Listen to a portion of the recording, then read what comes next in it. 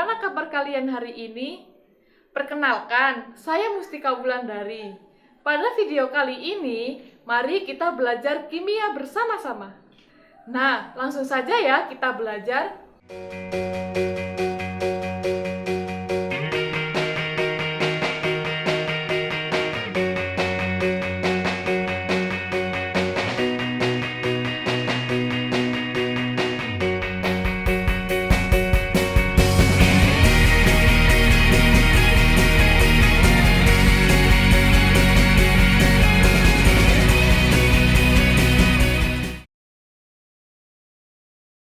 Silahkan perhatikan gambar di samping. Gambar apa yang ada di samping ini? Ya, benar, gambar buah jeruk dan sabun. Pada gambar pertama, yaitu gambar buah jeruk. Pastinya, kalian semua sudah pernah merasakan buah jeruk. Bagaimana rasa dari buah jeruk? Ya, benar, rasanya masam. Kemudian, pada gambar yang kedua, yaitu sabun. Tentunya, kalian sudah tidak asing lagi dengan sabun. Karena ketika kita mandi, pasti menggunakan sabun.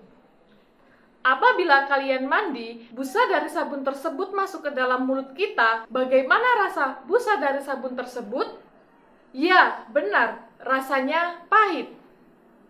Kemudian, apakah baik jika kita merasakan zat untuk mengetahui sifatnya? Lalu, bagaimana cara mengidentifikasi senyawa asam dan basa tanpa harus merasakannya? Dan ion apakah yang menentukan sifat dari larutan tersebut? Nah, langsung saja mari kita belajar teori asam dan basa. Sebelum kita lanjut belajar teori asam dan basa, saya mau cerita sedikit. Allah Subhanahu wa Ta'ala memberikan keserasian pada setiap yang diciptakannya. Ada api, ada juga air. Ada miskin, ada juga kaya. Di dalam keserasian itu, Allah memberikan ketergantungan satu dengan yang lainnya, sebagaimana firman Allah Subhanahu wa Ta'ala dalam surat Ar-Rahman ayat 7-9.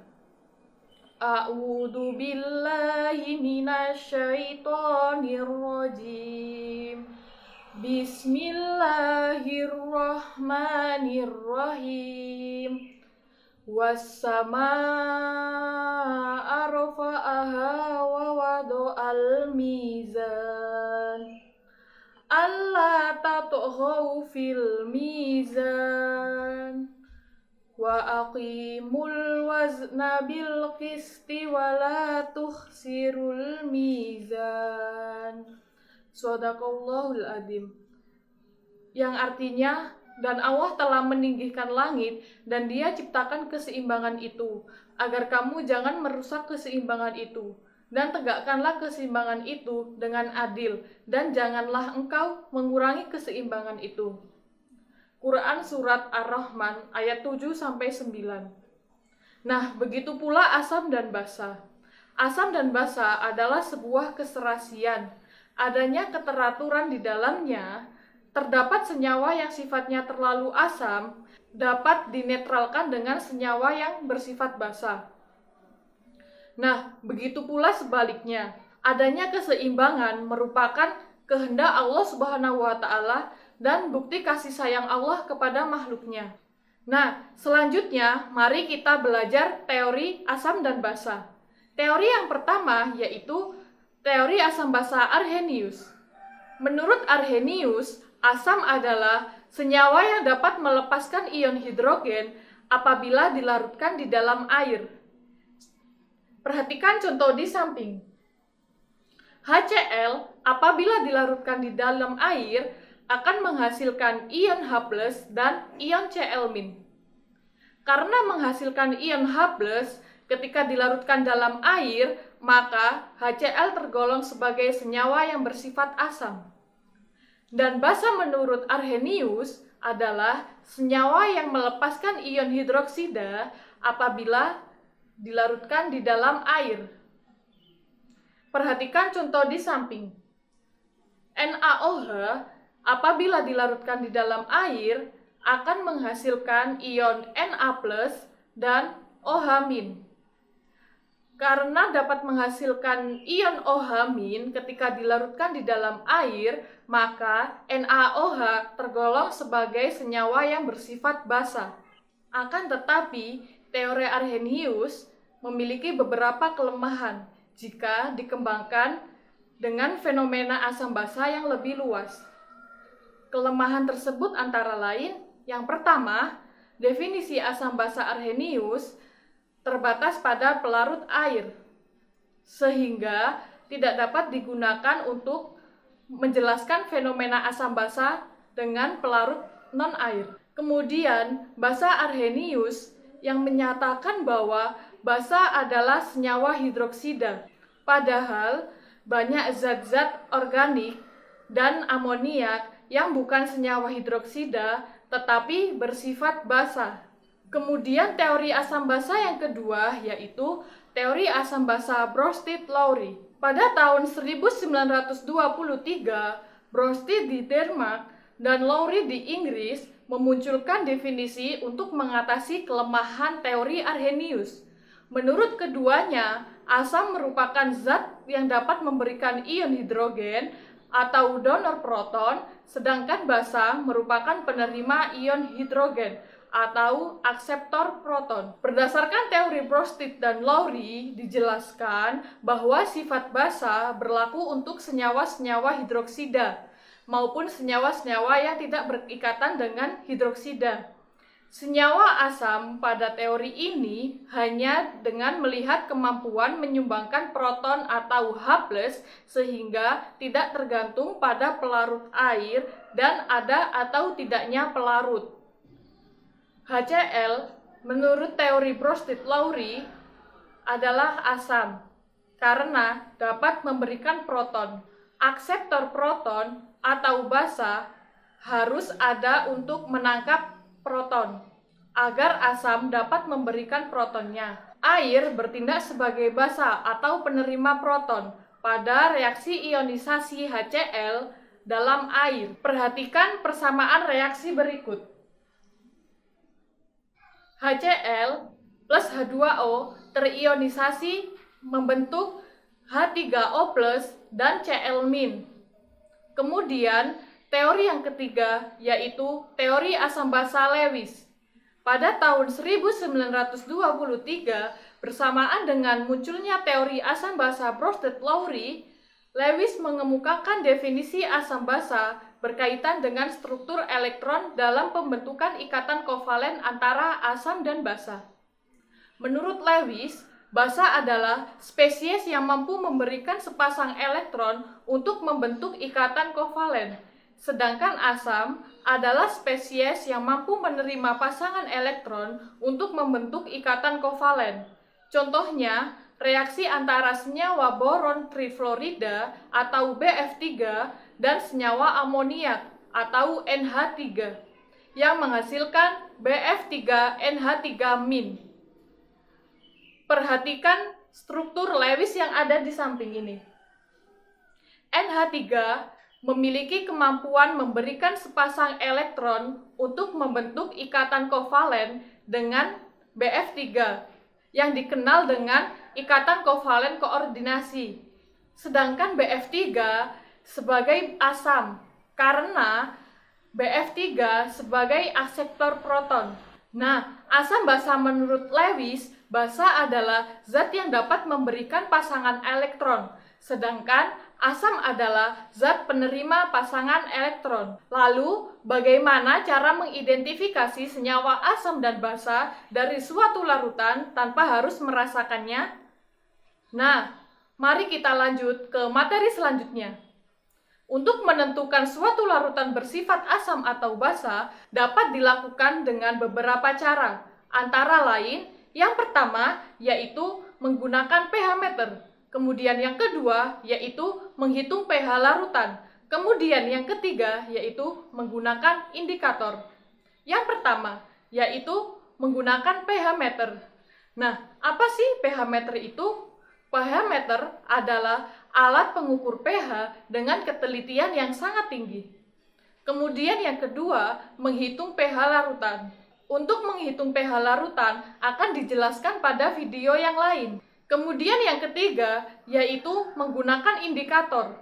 Ada beberapa indikator asam basa yang dapat digunakan untuk menentukan suatu larutan tersebut bersifat asam atau basa.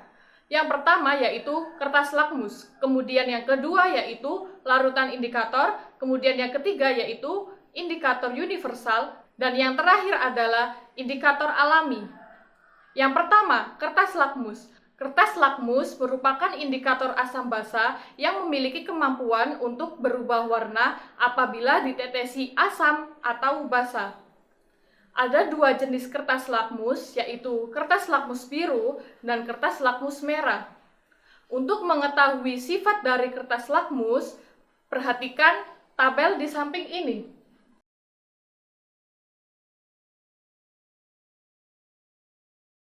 Yang kedua yaitu larutan indikator. Indikator larutan asam basa adalah larutan khusus yang digunakan untuk mengetahui sifat asam dan basa pada suatu larutan. Harga pH suatu larutan dapat diperkirakan dengan menggunakan trayek pH indikator. Nah, bisa kita lihat trayek pH indikator yang ada di samping ini.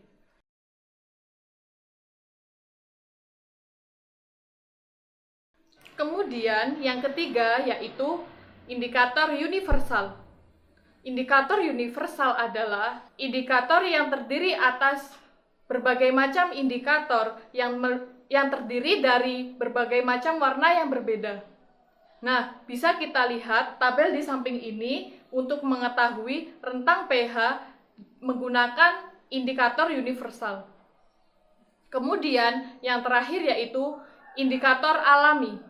Terdapat berbagai jenis tumbuhan yang dapat digunakan sebagai indikator alami untuk menentukan larutan asam atau basa. Nah, perhatikan tabel yang ada di samping ini. Di tabel tersebut, terdapat berbagai macam tumbuhan yang dapat digunakan sebagai indikator alami. Yang pertama, bunga sepatu, kemudian bunga nusa indah, kemudian bunga pacar air, kemudian kunyit, kemudian yang terakhir daun pepaya. Nah, silakan perhatikan video berikut ini. Pada percobaan kali ini, untuk menentukan larutan asam dan basa menggunakan indikator alami. Alat dan bahan yang digunakan adalah kunyit, kemudian haluskan kunyit seperti ini, kemudian diberi air, kemudian air perasan jeruk nipis, kemudian air sabun, kemudian air, kemudian 3 gelas aqua yang telah dipotong, diberi tulisan air jeruk, kemudian air sabun, dan air. Nah, jika adik-adik tidak ada alat yang seperti di video ini, maka adik-adik bisa menggunakan alat yang ada di rumah. Nah, langsung saja kita mulai percobaannya. Kita masukkan 1 sendok perasan air jeruk nipis ke gelas yang telah diberi tulisan air jeruk. Kita masukkan sebanyak 1 sendok. Kemudian kita masukkan 1 sendok air sabun ke dalam gelas yang telah diberi tulisan air sabun. Kita masukkan. Kemudian kita masukkan air ke dalam gelas aqua yang telah ditulisi dengan air.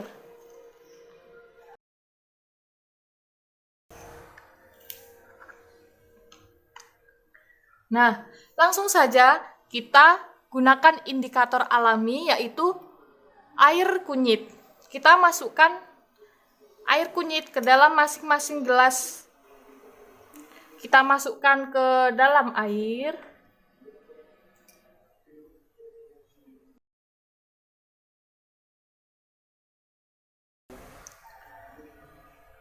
Kemudian kita masukkan ke dalam air sabun. Kemudian kita masukkan ke air jeruk. Nah, dapat kita lihat terjadi perubahan warna pada air sabun menjadi merah, kemudian air jeruk menjadi kuning, yang awalnya air kunyit berwarna oranye seperti ini. Nah, dapat kita lihat perubahan warna yang terjadi pada masing-masing gelas aqua. Pada gelas aqua yang tadinya berisi air kemudian ditambahkan dengan air kunyit menjadi warna oranye. Air ini sebagai belangko. Kemudian pada gelas aqua yang berisi air jeruk kemudian ditambahkan dengan air kunyit berubah menjadi warna kuning, dan pada gelas aqua yang berisi dengan air sabun ditambahkan dengan air kunyit berubah menjadi warna merah.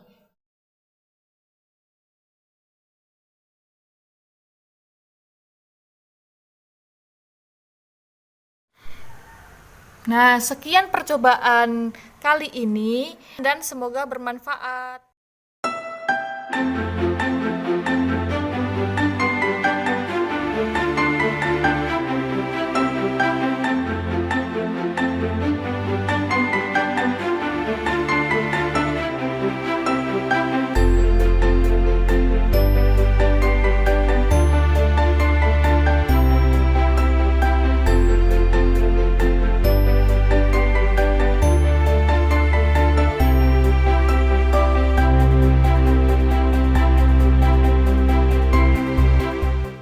Apa yang dapat kalian simpulkan setelah kalian melihat video tersebut?